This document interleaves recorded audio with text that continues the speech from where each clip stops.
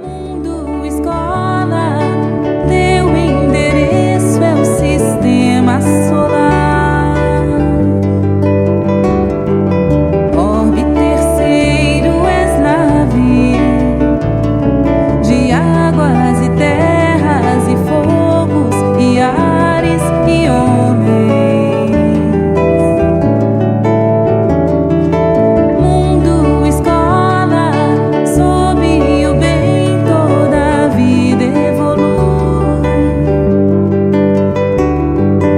contra o mal que se oculta. Olá, pessoal.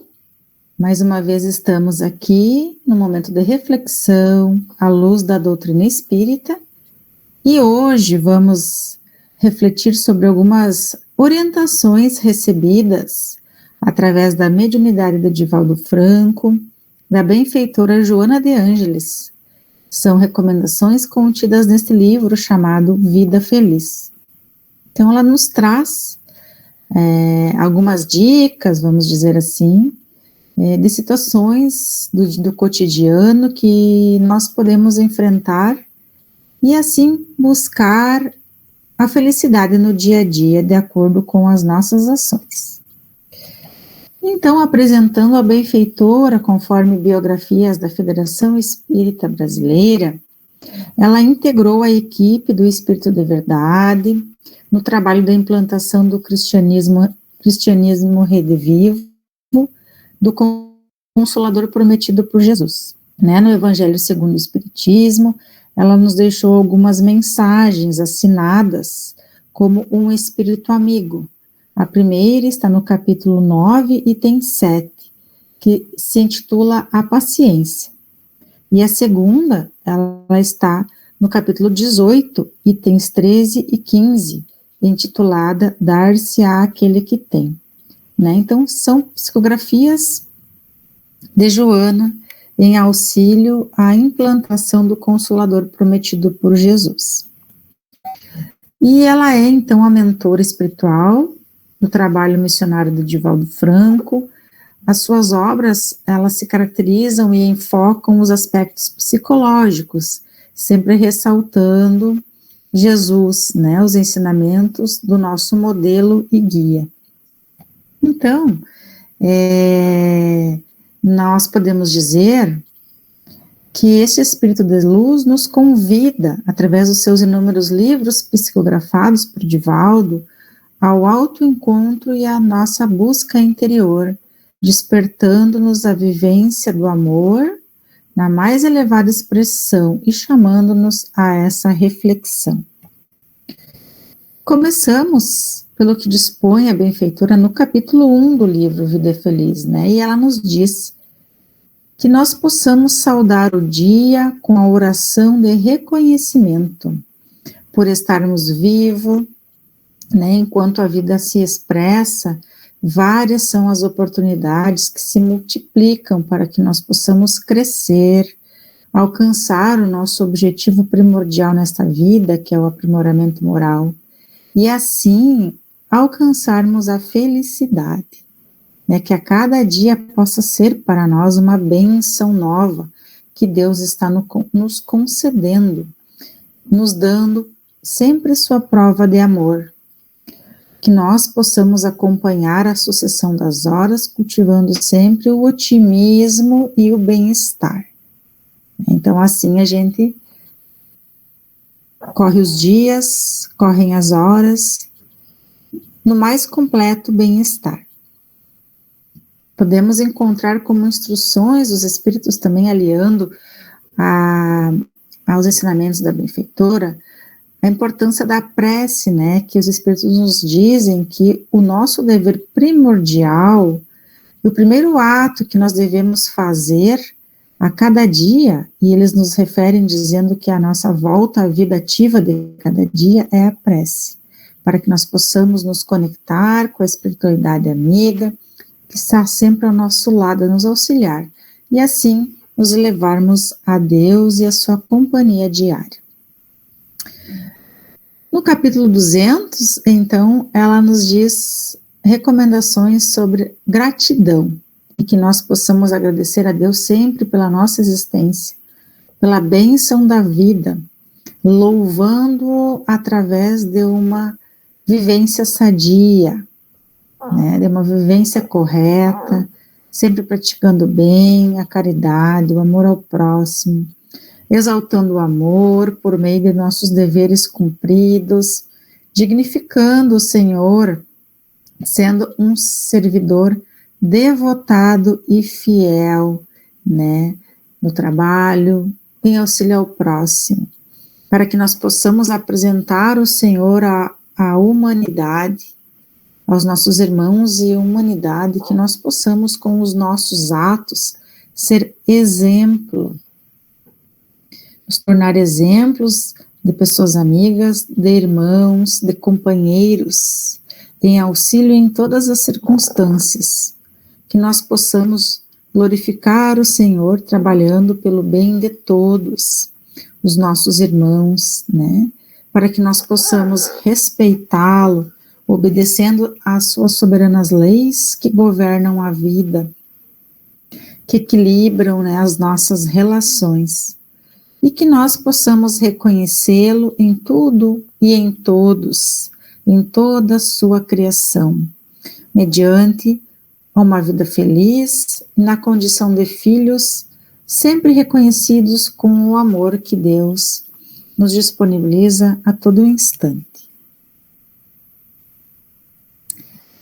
No capítulo 42, ela nos fala sobre a importância da calma e da confiança em Deus, né, para que, como nos ensinou Jesus, não turbemos o nosso coração, que nós devemos sempre ter em mente e nos nossos sentimentos a calma e a confiança como lema de todos nós, né, criaturas que desejamos encontrar a felicidade, que nunca nos faltarão motivos para preocupações e inquietações, perturbando a nossa vida. Porém, nós devemos colocar as nossas ansiedades em Deus e confiar, pois tudo transcorrerá normalmente, e se algo perturbador acontecer, então a serenidade assume sempre o controle da situação e nós conseguiremos agir com acerto. No Evangelho, nós também temos algumas recomendações sobre a calma e resignação, né, trazidas por Kardec para nós, e que são maneiras que nós optamos por encarar a vida, e muito tem a ver com a nossa crença, com a nossa fé no futuro, que nos dão, enquanto espíritos encarnados, uma serenidade, né, que é o melhor preservativo, nos dizem, contra aos desequilíbrios, né? Em seguida, a Joana nos recomenda que nós devemos sempre manter, então, esse controle emocional em todas as situações, nos utilizando da calma, né, de todas essas recomendações anteriores, pois o nosso sistema nervoso alterado vai nos fazer desenvolver uma vida em desalinho, com dificuldades que vão ameaçando o nosso equilíbrio, e neste momento vamos nos utilizar sempre da prece, da oração que nos eleva a Deus, né, que a prece, como ela nos diz, é um medicamento muito poderoso e eficaz para todas as nossas doenças da alma. E na revolta constante, que nos gera desequilíbrios na mente, no corpo e na alma, como devemos proceder?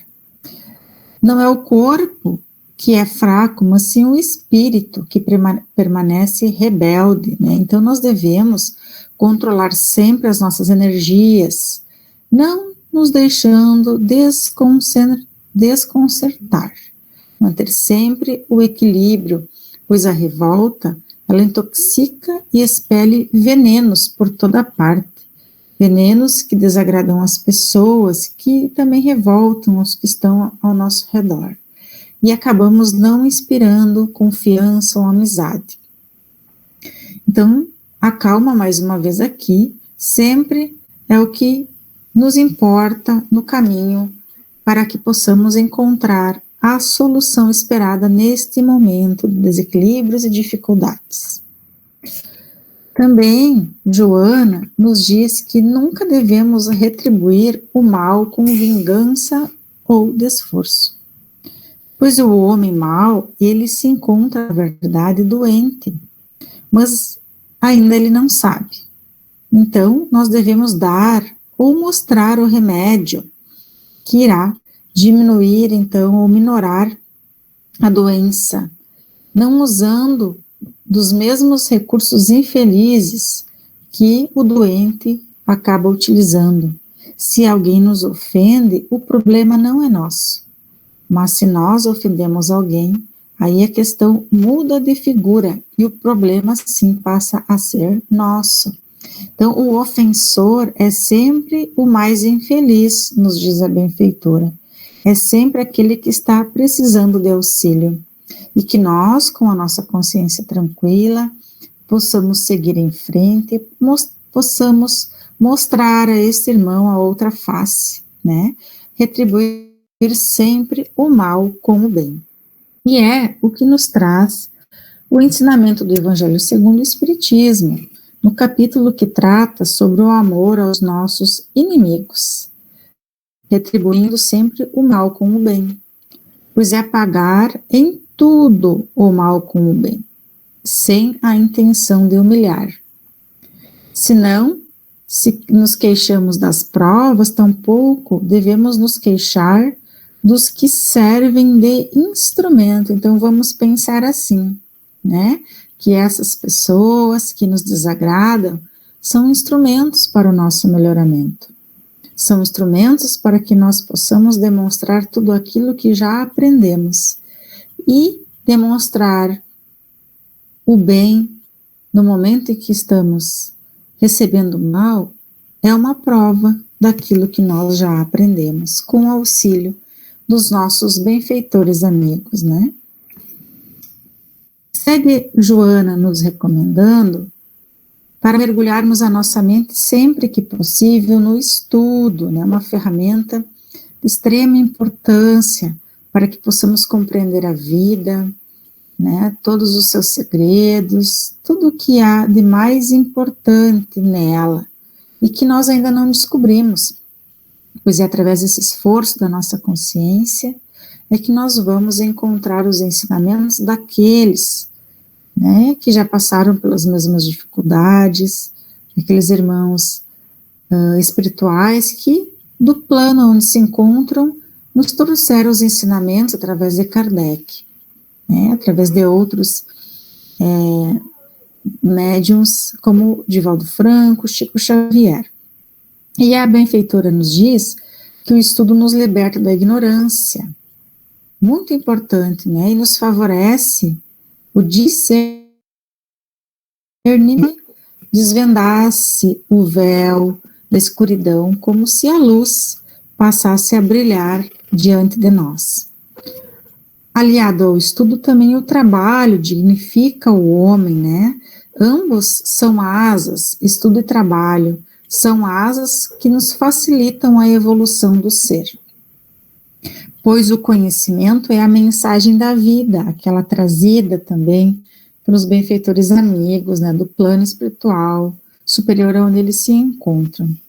Não apenas nos educandários nós podemos estudar, então não estudamos somente nas escolas, né, mas também a nossa própria vida é um ensinamento, é um livro aberto, onde nós podemos aprender nas dificuldades, nos obstáculos, nos desafios, podemos aprender uns com os outros, né? Então, as experiências dos nossos irmãos servem de ensinamentos para nós, o exemplo dos nossos irmãos serve de ensinamentos para nós, e assim como nós, né, temos um compromisso com nossos irmãos, também influenciamos os seus comportamentos, também seguimos de exemplo. Então, vamos pensar, tamanha é o nosso compromisso diante da humanidade. No Evangelho segundo o Espiritismo, a esse respeito, nós temos instruções importantíssimas, né? Que aos espíritas, e como todos os nossos demais irmãos que professam outras crenças religiosas, Jesus nos ensinou: amai-vos uns aos outros. Também é o primeiro ensinamento do Cristo. e em seguida ele nos instiga, nos orienta a nos instruir, para que possamos,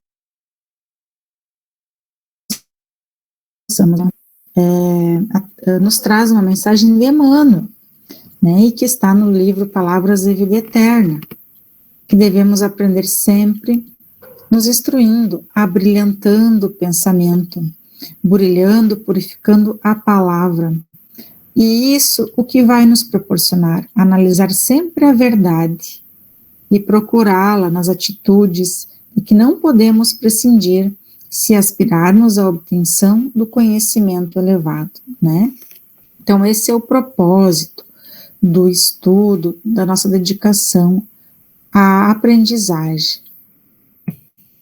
E Joana, seguindo, né, alguns ensinamentos do livro Vida Feliz, que hoje estamos utilizando para reflexão, ela nos diz que em qualquer atividade que nós exerçamos, devemos nos considerar sempre servidores de Deus.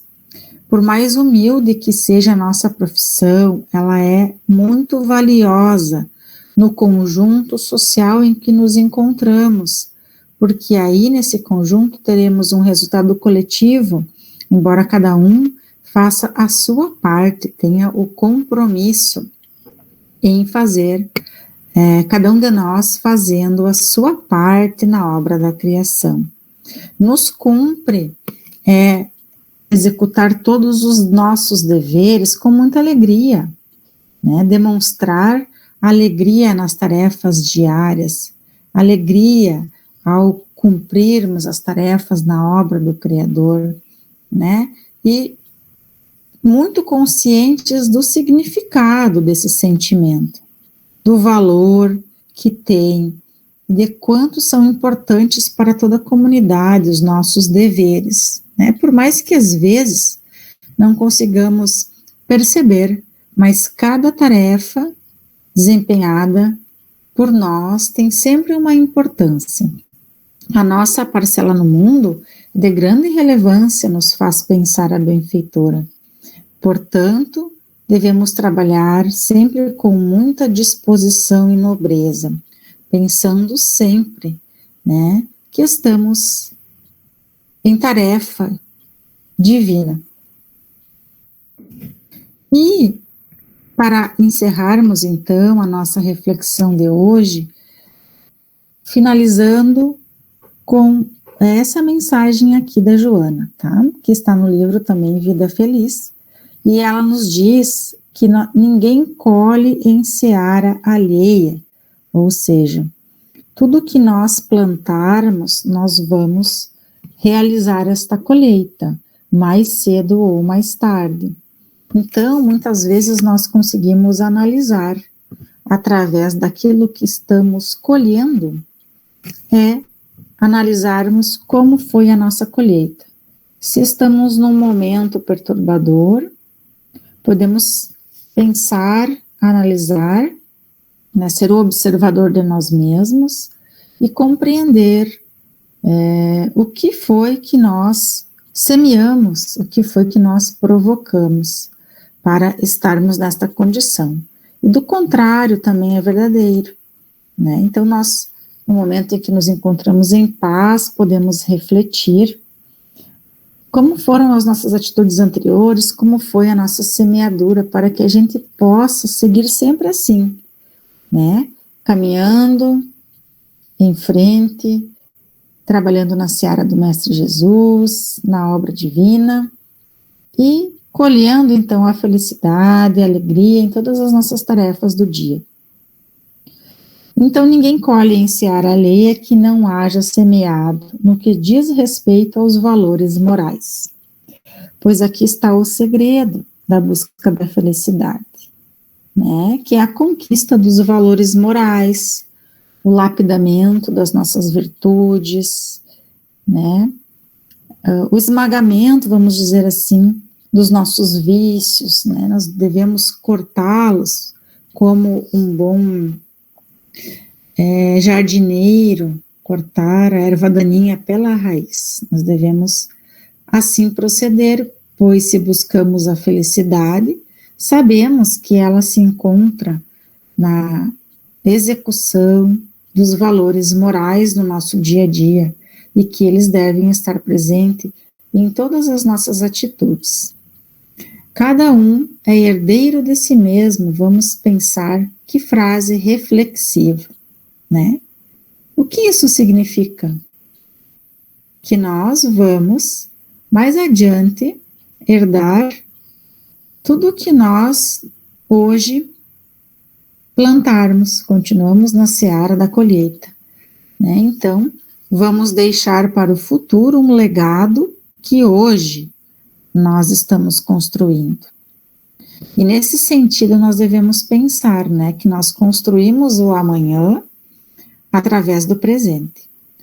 Então, neste momento, cada um de nós pode refletir sobre a nossa vida, sobre as pessoas que nos cercam, sobre o trabalho que nós temos, como estamos nos colocando diante da vida, o que Deus tem nos apresentado, se nós estamos conseguindo perceber todo o seu amor, até mesmo nas dificuldades que nos fazem crescer, e nos são excelentes professores, né? Nos são, como falamos anteriormente, excelentes instrumentos para o nosso aprimoramento moral, que vai nos levar à felicidade que nós tanto buscamos, pois ela está sempre nas questões do espírito, e ela não está nas questões materiais. Muitas vezes, equivocadamente, procuramos a felicidade nos bens terrenos, nos bens materiais. Mas nós já aprendemos na prática, nós já aprendemos com os nossos benfeitores amigos, que não é no material que vamos encontrar a felicidade. O espírito imortal que somos, segue nos dizendo a benfeitora, evolui de etapa em etapa, né? Devagar, no seu tempo, como um aluno numa escola de amor, repetindo a lição quando erra. Então, importante os nossos erros, nós também aprendemos com eles, mas também é importante nós reconhecermos esses erros para não repeti-los, né, mais adiante, e sendo promovido quando acerta.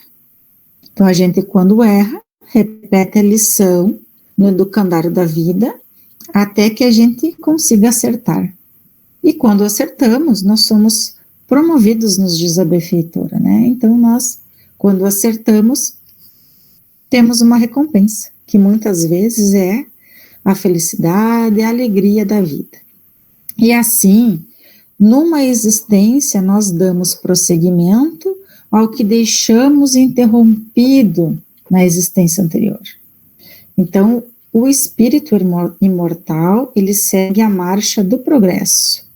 Ele não regride, embora possa estacionar.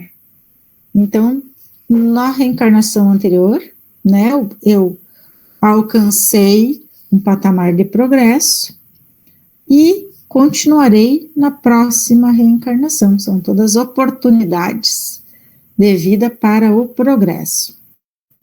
Corrige, então, o que nós vamos poder fazer, né? Nas reencarnações sucessivas, a ir sempre corrigindo o que nós fizemos de errado, através das novas experiências que vão nos sendo ofertadas. O que, porém, não realizamos por amor, temos o valioso instrumento da dor, né? Que nos convocará a executar sempre. Então, que nós possamos, neste momento, refletir com esses ensinamentos da benfeitora, né, que Divaldo Franco nos trouxe, como uma luz a brilhar diante de nós, diante dos dias, dos próximos dias da nossa existência, que a gente preste bastante atenção nessas recomendações, em tudo que está posto para nós, né, que possa abrilhantar os nossos dias, que possa clarear a nossa mente, né? E assim, encerramos Mais um momento de reflexão e queremos agradecer a oportunidade de estarmos aqui compartilhando todo o conhecimento espírita que temos diante de nós para construirmos uma vida melhor, dias alegres, de muita felicidade.